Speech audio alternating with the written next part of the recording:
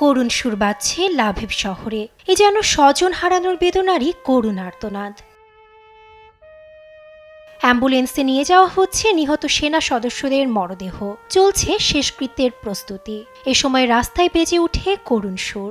বাজাচ্ছেন এক বাদক, অন্যরা সড়কে দাঁড়িয়ে সুর শুনে হচ্ছেন সমব্যথী। কেউ বা হাঁটু গেড়ে শ্রদ্ধা জানান শহীদদের, যাদের কেউ কেউ এরই মধ্যে যুদ্ধে হারিয়েছেন তার নিকটাত্মীয়কে। এ চিত্র ইউক্রেনের লাভিভ শহরের। সাংস্কৃতিক রাজধানী নামে যার সুখ্যাতি, শহরটির সামরিক সমাধিক্ষেত্রে 2022 সালের ফেব্রুয়ারির পর নতুন করে আরও 570টি কবর খোঁড়া হয়। এখনও বেশ কিছু জায়গায় সমর যুদ্ধে লিপ্ত ইউক্রেন রাশিয়া সৈন্য। যুদ্ধ শুরুর প্রথম দিকে রাশিয়ার এই আগ্রাসনকে অনেকটা সহজভাবে নিয়েছিল ইউক্রেনের বাসিন্দারা। আমি প্রথমে ভেবেছিলাম 1991 সালের মতো কোনো ব্যর্থ অভিযান হবে এবং এটি বেশি দিন স্থায়ী হবে না। যতক্ষণ না পর্যন্ত বহির্বিশ্ব আমাদের সমর্থন দিচ্ছে ততক্ষণ পর্যন্ত এটি স্থায়ী হবে না। কিন্তু যুদ্ধের কলেবর বাড়ার সাথে সাথে ভুল ভাঙে ইউক্রেনবাসীর। বুঝতে পারে খুব শিগগিরই থামছে না এই যুদ্ধ। এরই মধ্যে একের পর এক বাড়ছে রাশিয়ার আগ্রাসনের মাত্রা। ক্রেমলিনের সৈন্যরা এক বছরের মধ্যে সবচেয়ে দ্রুত সামনে আগাচ্ছে। এরই মধ্যে দখল করেছে গ্রামের পর গ্রাম, নিয়ন্ত্রণ নেয় শিল্পোন্নত অঞ্চল দনবাসেরও। এটি খুব দ্রুতই বন্ধ হচ্ছে না।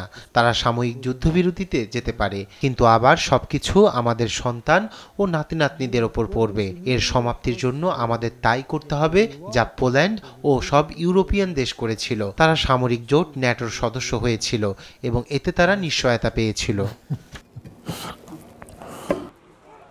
কিন্তু যুক্তরাষ্ট্রের নবনির্বাচিত প্রেসিডেন্ট ডোনাল্ড ট্রাম্পের ইউক্রেনের সামরিক সহায়তা কমানোর ঘোষণায় নতুন চাপ সৃষ্টি হয় জনমনে। কিয়েভ ইন্টারন্যাশনাল ইনস্টিটিউট অফ টেকনোলজির সাম্প্রতিক এক জরিপে উঠে এসেছে নতুন তথ্য।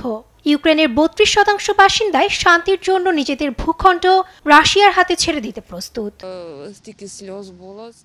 আমরা আর কোনো অশ্রু দেখতে চাই না।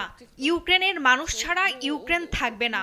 তাই কোনো এক চুক্তিতে এসে এখনই এ যুদ্ধ বন্ধ হওয়া জরুরি।